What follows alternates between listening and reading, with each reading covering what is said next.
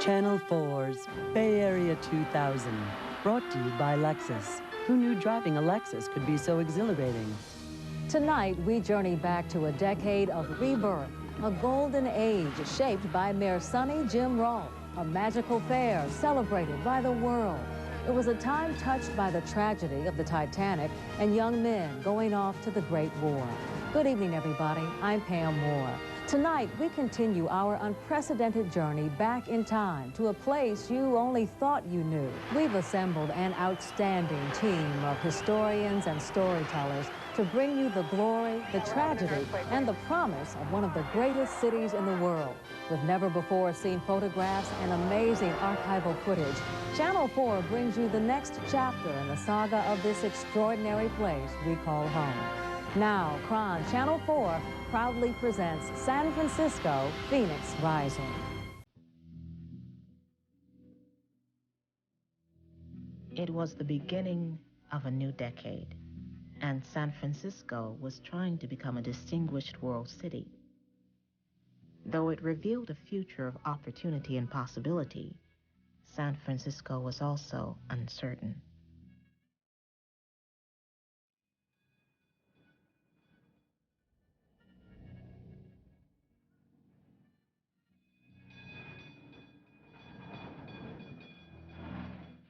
In 1910, the city was kind of lost. It was confused. It had gone through a number of traumas, the greatest being the destruction of the city in 1906. In that same tumultuous decade of 1900, when San Francisco suffered the terrible earthquake and fire, it also endured the bubonic plague, deadly labor violence, racism, and widespread political corruption. Working alongside that pattern, and you can see this in a number of sermons, were people saying that San Francisco was destroyed because of its sinfulness. This was God's judgment on the city. In 1910, Patrick Henry McCarthy of the Union Labor Party was the city's mayor. Though he worked toward making peace between business and the working class, conflict between the two groups ended his brief administration. The newly opened immigration station on Angel Island was envisioned as the West Coast equivalent to Ellis Island, but it became a place of humiliation and rejection for the Chinese. And though the city experienced a spectacular moment in its cultural history, when opera singer Luisa Tetrazzini performed for thousands on Market Street, San Francisco was desperately trying to right itself. What the city also needed was a new Moses to lead it back to the promised land. I think every great city needs an embodiment of what it can be at the best. And for Athens, that would be Pericles. For Florence, that was Lorenzo the Magnificent. For San Francisco, that person was James Rolfe Jr., Sonny Jim. Born poor and raised in San Francisco's Mission District, Sonny Jim Rolfe became a millionaire businessman. A man of optimism and goodwill, Rolfe also had a political genius for getting along with everyone. In 1911, at the age of 42, Sonny Jim was elected the city's mayor. They called Rolfe Sonny Jim because he was always sunny. He was always effervescent, smiling. He was famous for his fresh boutonniere, a carnation in his lapel. Everybody loved this man. San Francisco's mayor for the next 19 years, the charismatic Sonny Jim personified the Hollywood image of the big city mayor. He enjoyed dedications, handshaking, opening days in the company of silent movie stars like Fatty Arbuckle and Mabel Normand. But in this decade, Rolfe's ambitious crusade for civic unity will dramatically change San Francisco's physical and spiritual landscape.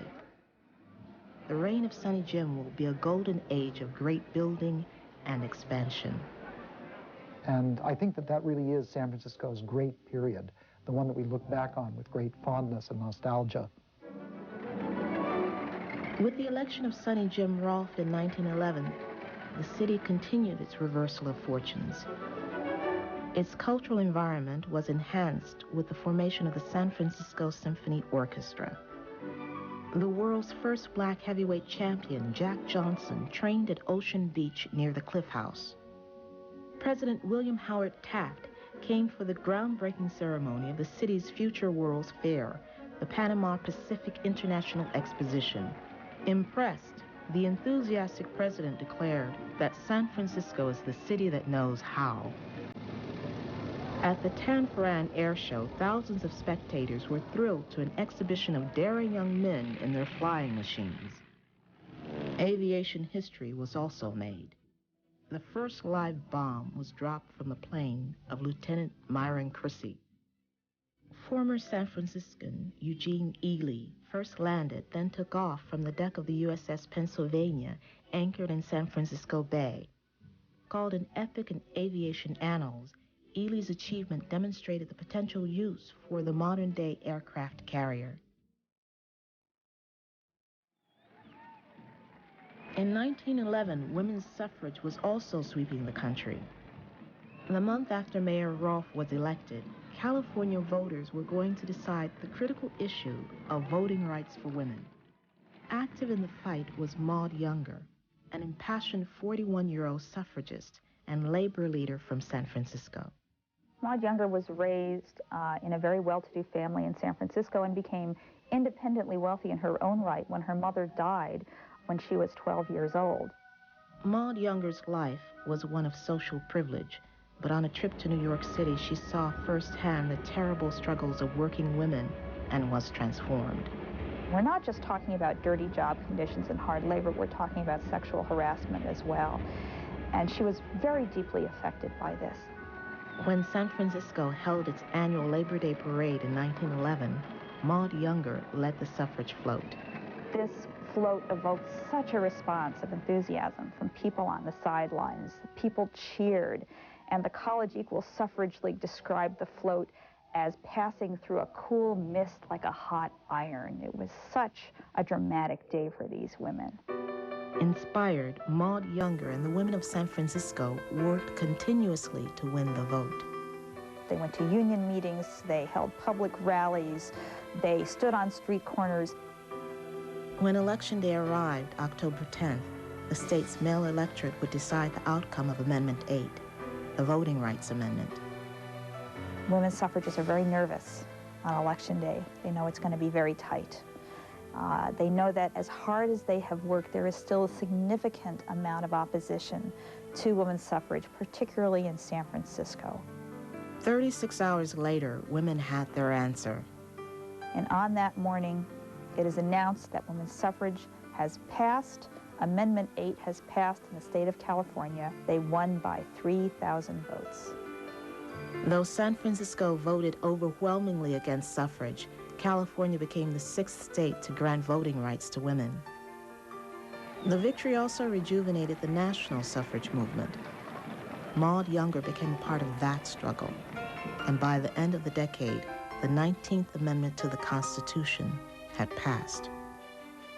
Maud Younger, I think, found her home in women's activism and found complete fulfillment there and remained a devoted activist for the rest of her life. In 1912, San Francisco was touched by one of the world's great tragedies. In April, a new luxury liner departed from Southampton, England, for New York City. 2,200 people booked passage on the maiden voyage of the Titanic.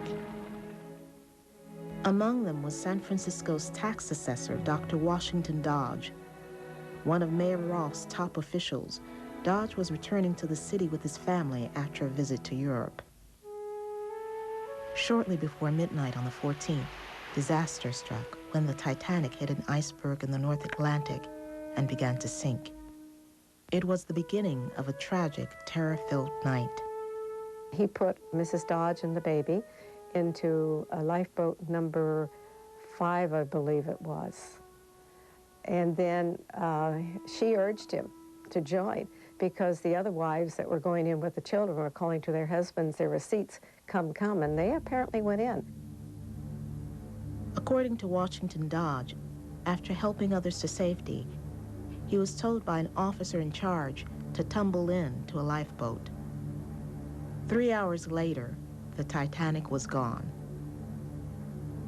At around dawn of the 15th, Dodge and his family were safely reunited aboard the steamer Carpathia. And in New York, he received a telegram, too, from the mayor, Sonny Jim Rolfe, and said how the city were really afraid that the whole family had been lost, and we're glad that you will be returning. Of the 2,200 men, women, and children who sailed on the Titanic, 1,500 were lost at sea.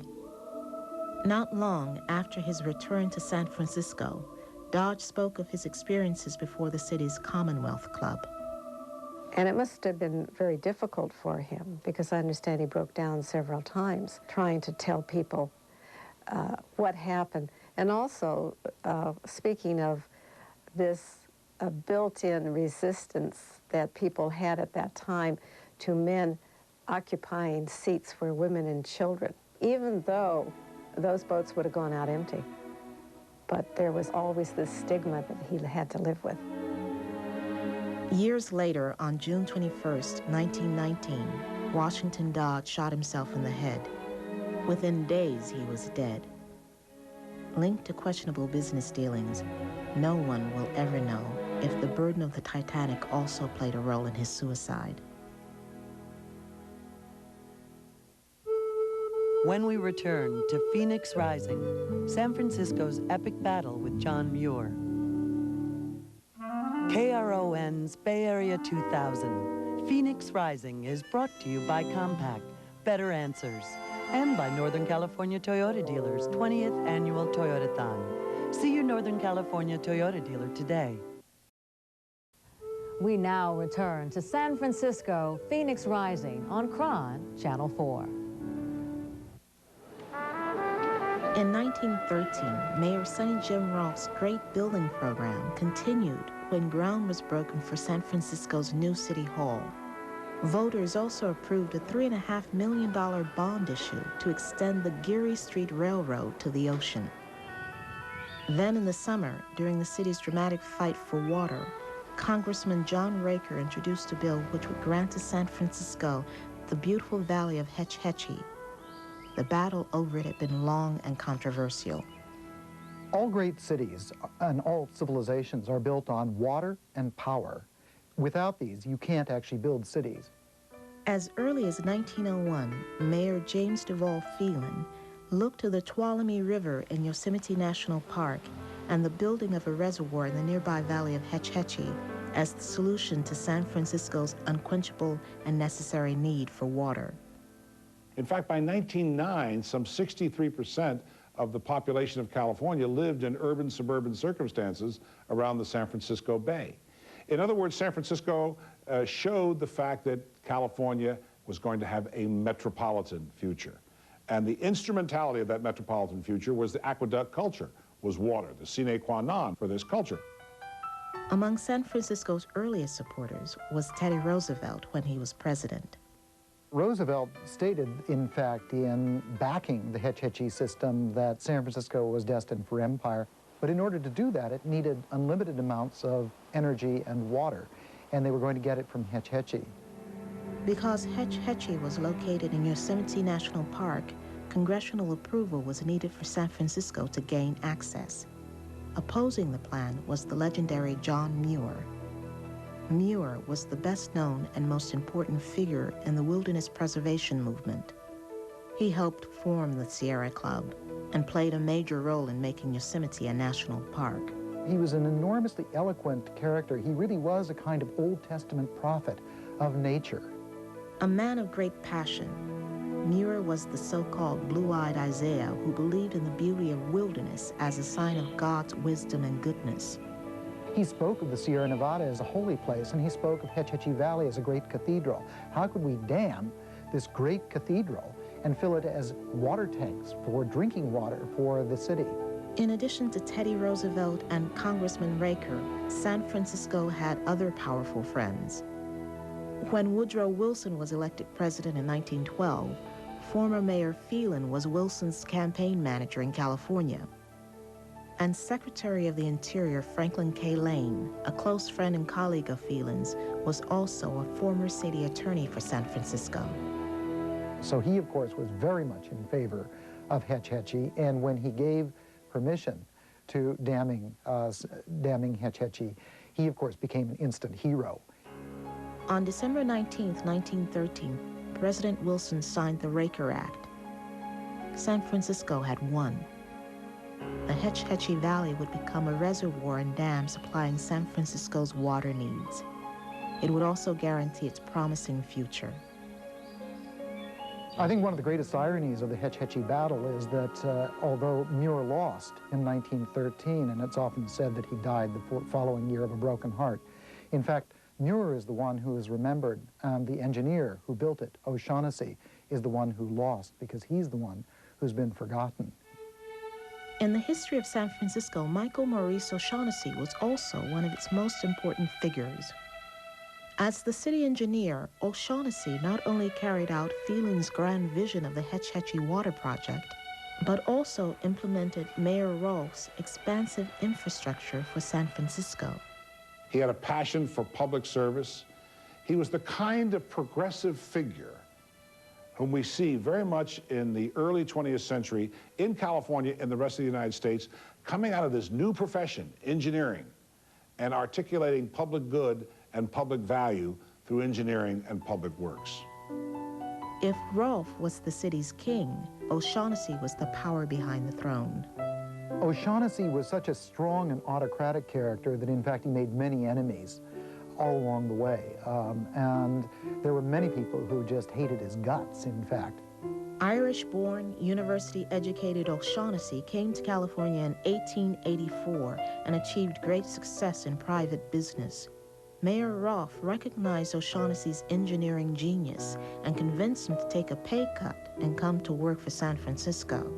The two of them met at the Whitcomb Hotel when that was the City Hall of San Francisco, and Rolfe laid out his dreams for what this new city would be, and O'Shaughnessy laid out his dreams, and lo and behold, the dreams coincided, and the two of them worked in a magnificent partnership in those early years.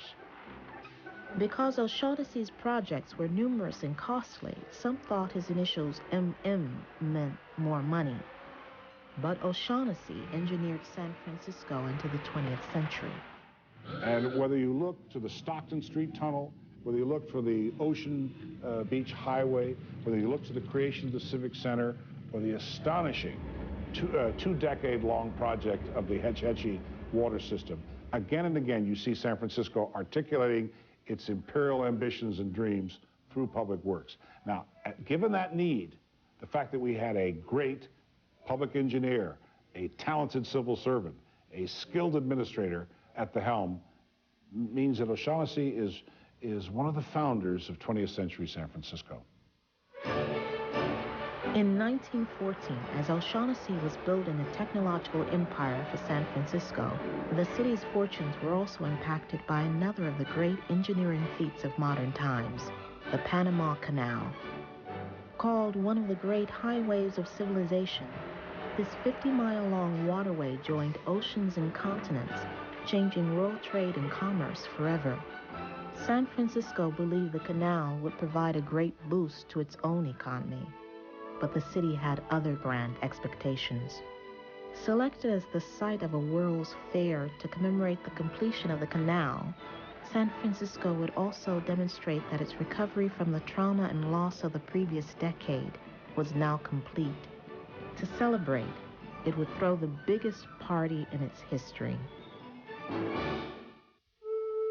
When we return to Phoenix Rising, love and death at the San Francisco World's Fair. We now return to Phoenix Rising. Who knew driving a Lexus could be so exhilarating? In 1915, the first coast-to-coast telephone conversation occurred when Alexander Graham Bell spoke from New York to Thomas Watson in San Francisco. In the Civic Center, the new Exposition Auditorium was dedicated. So was the new City Hall. Its construction took 2 years and cost almost $4 million. Called a masterpiece, it was Mayor Rolfe's crown jewel, his greatest legacy to San Francisco. But it was on the other side of town, on 635 acres of leased and reconstructed marshlands called Harborview, that the city experienced its most stunning triumph of 1915. The Panama Pacific International Exposition re-announced, reintroduced, reinserted San Francisco into the roll call of significant American cities.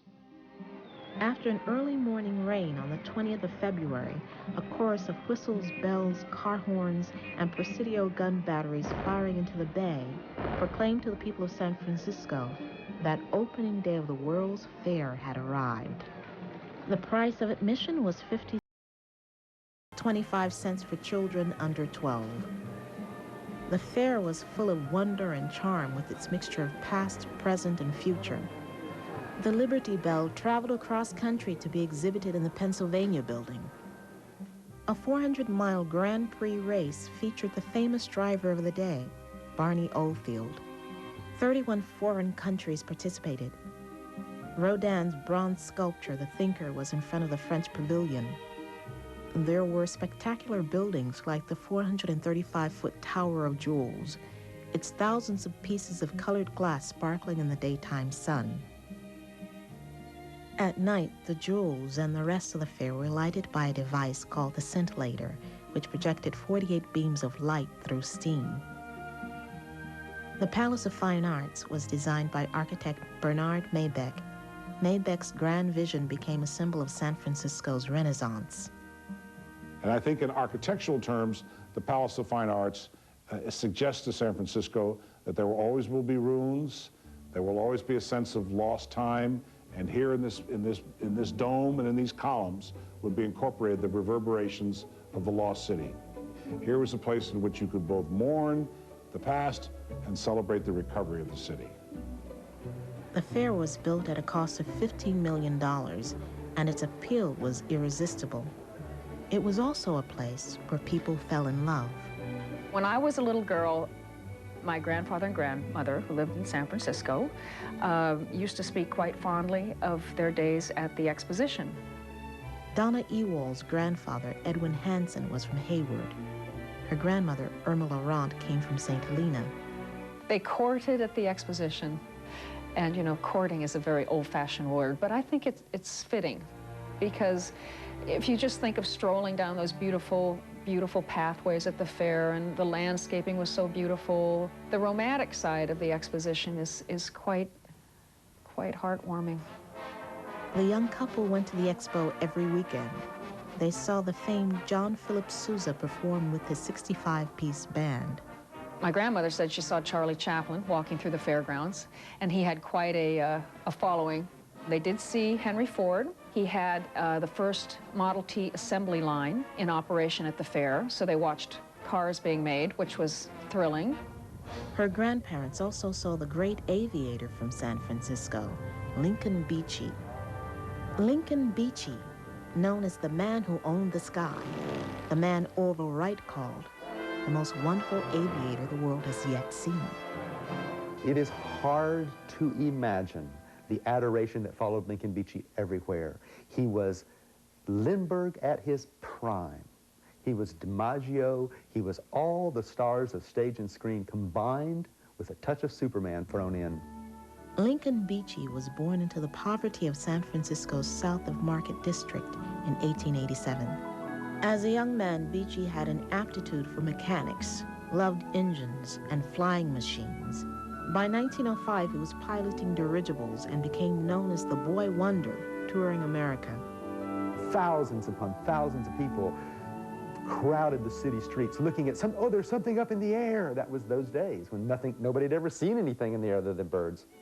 Though Beachey was small and socially shy, women responded to the famous daredevil aviator, and he to them.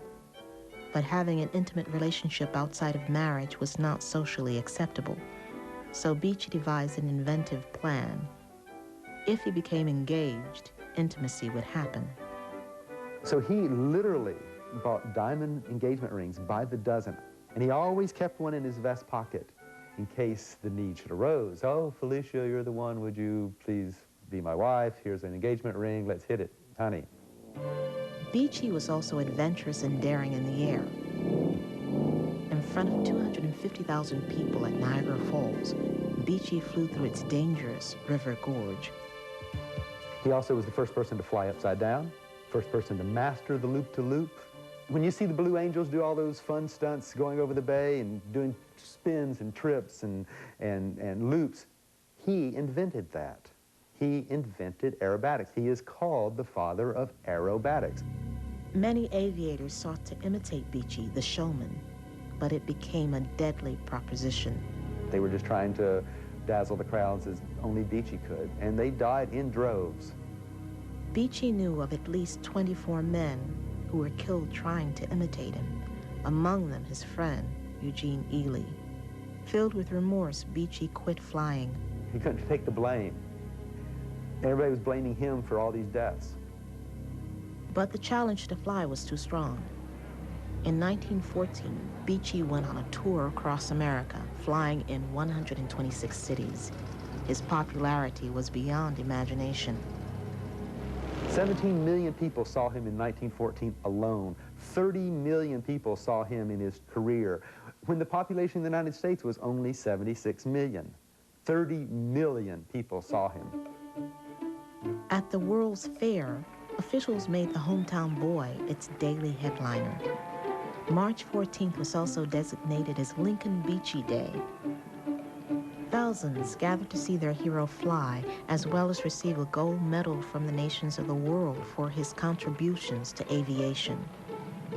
Beechey's flight was successful, but when his medal had not arrived, the ceremony was delayed. He was asked to fly again. So he said, sure, I'll do it again. And he got ready and took off again at 3:35 and climbed again out toward Alcatraz. And this time, he decided he would try what they called the dive of death. After he achieved enough altitude, he turned and did some spins and loops and things, but then started diving back toward the fair, vertical, and flew down, down, down, down, down, getting faster and faster and faster. And just as he went to pull out of the dive, the wings snapped back, one then the other. This picture of Beechey's plane between two ships was taken moments before he slammed into the bay. He landed right there, smacked into the bay at estimated 190 miles an hour.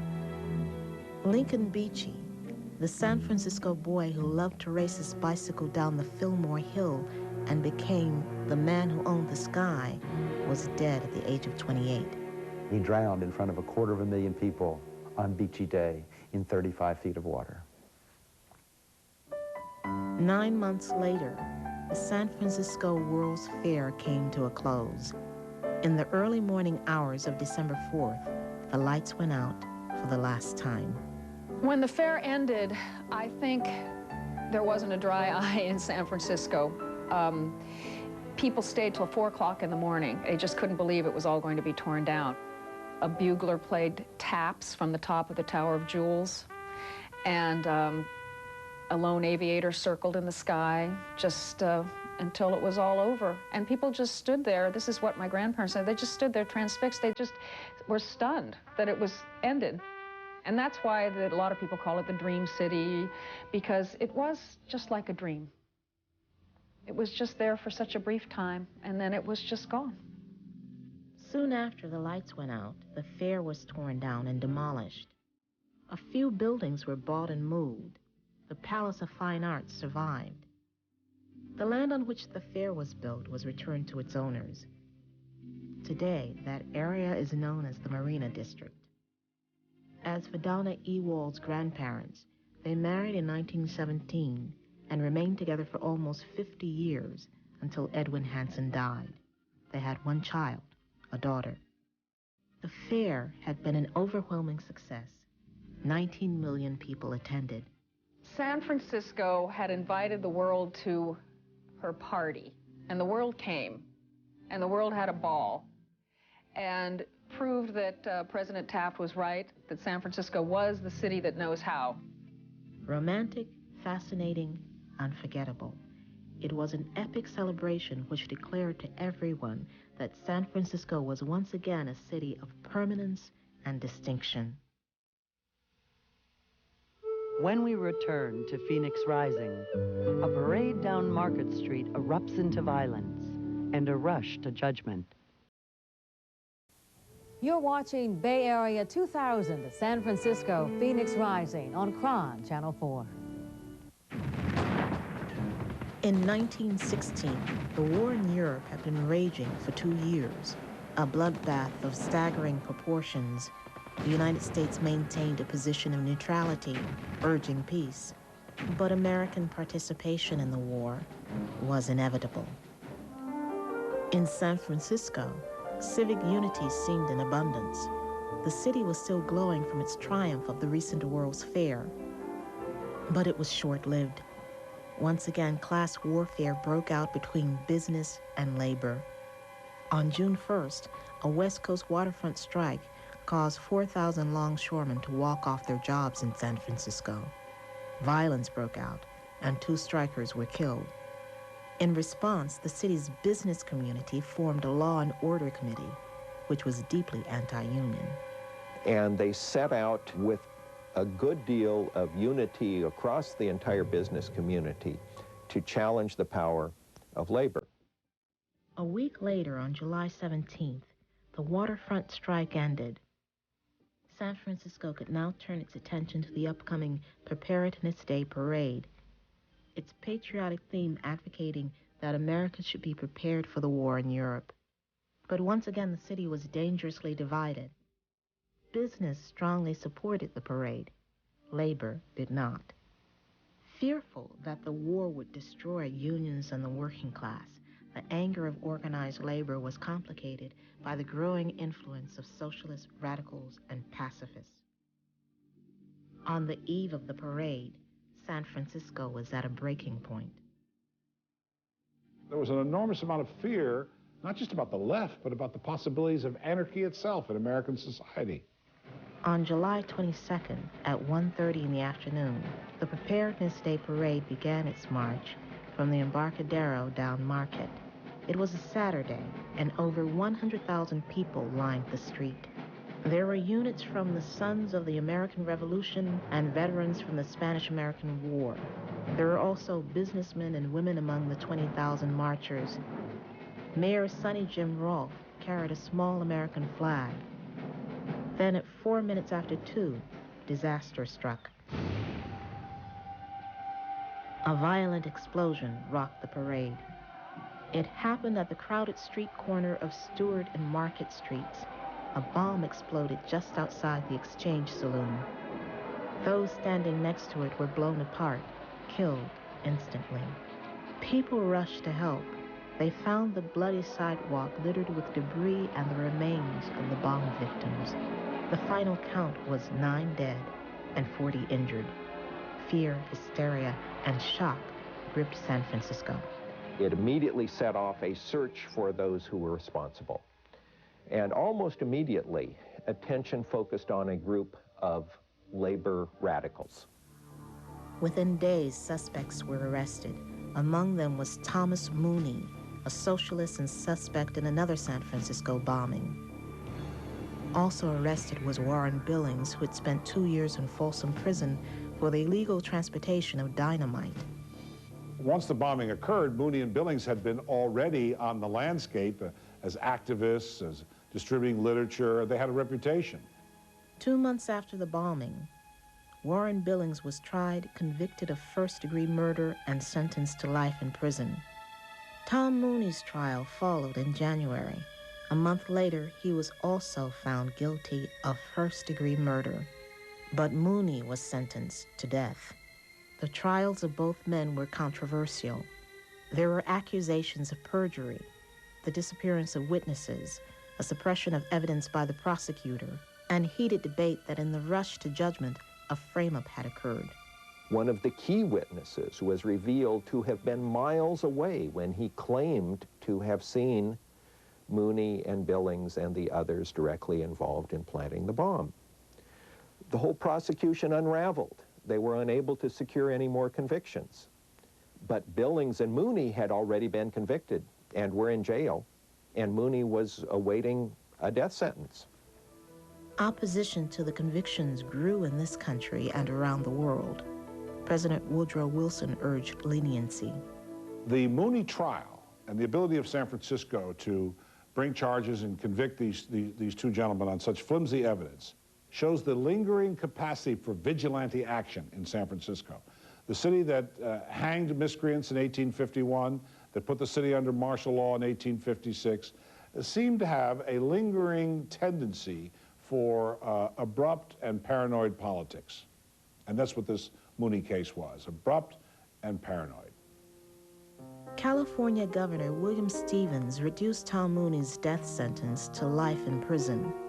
At San Quentin, Mooney received the news on Thanksgiving Day, 1918.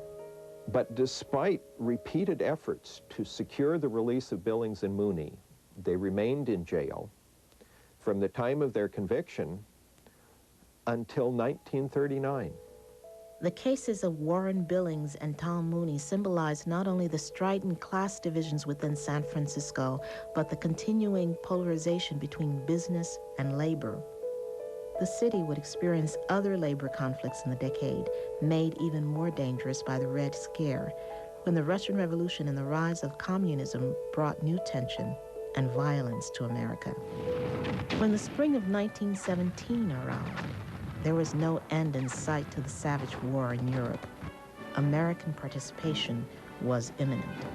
Its patriotism undiminished, San Francisco was also confronted with the sober task of sending its young men off to war. When we return to Phoenix Rising, the new music of jazz in the Barbary Coast. KRON's Bay Area 2000. Phoenix Rising is brought to you by Compaq, Better Answers, and by Northern California Toyota Dealers' 20th Annual Toyotathon. See your Northern California Toyota dealer today. And now the conclusion of Phoenix Rising, brought to you by Lexus. Who knew driving a Lexus could feel so exhilarating?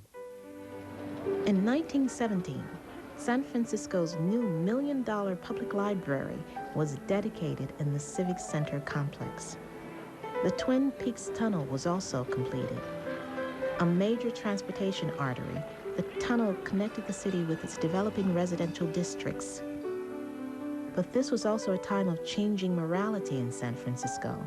Mayor Sonny Jim Rolfe approved a series of measures to close down the Vice District of the Barbary Coast, the city's infamous strip of joy. It was pretty much wall-to-wall bars, dives, dance halls, houses of ill repute. But when it was rebuilt after the 1906 earthquake, the Barbary Coast had changed into an entertainment and nightclub district. African Americans played a leading role in the district's popular appeal.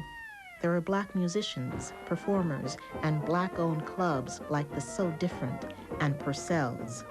Its white middle-class crowd of locals and tourists was also attracted by exciting new dances like the cakewalk, the turkey trot, and the Texas Tommy.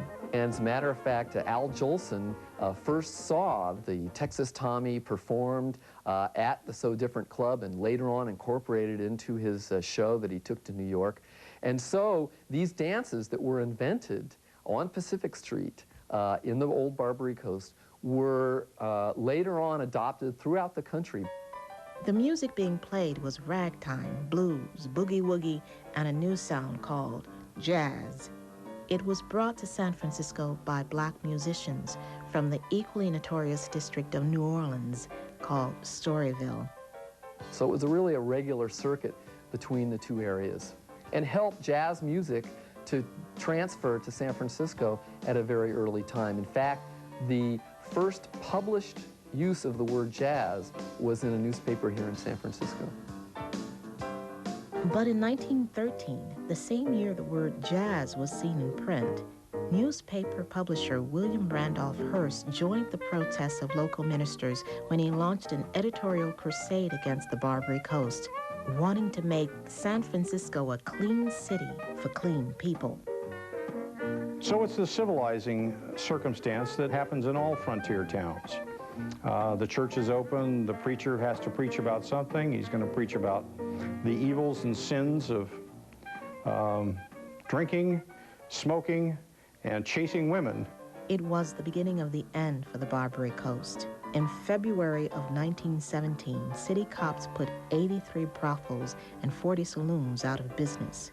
Eventually, many of the district's black musicians and performers also moved on, but they had made an important contribution in San Francisco to the legacy of jazz and dance in America. It's the kind of thing that hits you in the heart if you're an American. When you hear it, it's the right-on kind of thing. It's just a perfect harmony between the mind and the soul. 2 months after the sweep of the Barbary Coast, the United States entered World War I.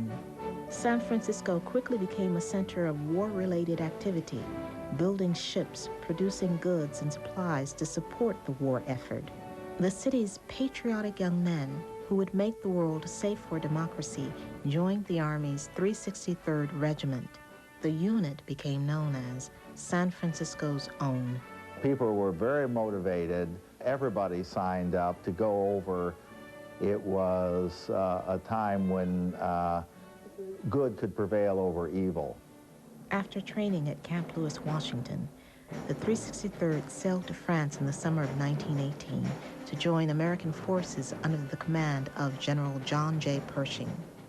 By September, San Francisco's own was ready for its first major battle in the French region of the Meuse-Argonne. The Germans were always fortified, always in their trenches, and we always went over open ground into machine gun nests, fighting uphill. On the 26th of September at 5:30 a.m., the assault began when San Francisco's 363rd went over the top. Charging into the thick fog of no man's land, the unit encountered fierce enemy resistance. It quickly became a killing ground. Sergeant Philip Katz risked his life for a wounded comrade. And what Sergeant Katz did was, in front of all the German machine gun fire, he ran up, grabbed the injured soldier, and then brought him back to his own lines, and he was totally exposed the whole time. It was just a phenomenal thing. For his bravery, the 23-year-old sergeant from San Francisco received the Congressional Medal of Honor. Then in November, when the 363rd was engaged in the offensive in Belgium, word came that the Germans had surrendered. After 4 years of horrific fighting in which some 16 million soldiers and civilians were killed, an armistice was signed on the cold, rainy day of November the 11th, 1918. The Great War was over. San Francisco's own would be coming home, but they had paid a terrible price. Of the 2,000 soldiers who went off to fight, 1,000 were wounded, 265 were killed. Remember, World War I was the war to end all wars, and these were the boys that sacrificed themselves. These were patriots, and this was a time of patriotism. On April 22, 1919, all of San Francisco celebrated the homecoming of the 363rd with a parade down Market Street. They mobbed the streets. They threw confetti out, and they hugged these boys, and it was a very joyous affair. Amid the tears and smiles of thousands gathered at City Hall, Mayor Sonny Jim Rolfe addressed the young soldiers and offered his own feelings of boundless joy in their homecoming. There was a price to pay, and nobody knew of the futility of war more than the soldiers that had been there. These were heroes. In the last year of the decade, as the euphoria of victory in Europe faded away and young heroes tried to make new lives, San Francisco was once again a challenged city. There were labor strikes. A devastating worldwide flu epidemic killed some 5,000 in the San Francisco area, and Mayor Rolfe suffered a personal financial setback when he lost millions in his shipbuilding business. But the city's revival could not be denied. The optimism of the new Moses inspired a renewal of civic unity with dramatic results. It was there for all of San Francisco to see. By the year 1919, San Francisco is essentially, in its fundamental physical, spatial, architectural, and psychological conditions, fundamentally the city of today. Wherever one looked in San Francisco, one would encounter already a system in motion, a city in being that would really project itself through the rest of the 20th century. There are now 500,000 people living within the city's boundaries. The Crissy Field Airport was dedicated. Tosca Cafe opened in North Beach. The San Francisco Seals were once again playing baseball. And the Board of Supervisors approved a study to see if a bridge could be built across the Golden Gate. Though San Francisco's future would always be confronted by new battles and old conflicts, it was no longer a confused, lost city. On the threshold of the Roaring '20s, San Francisco had reclaimed its soul.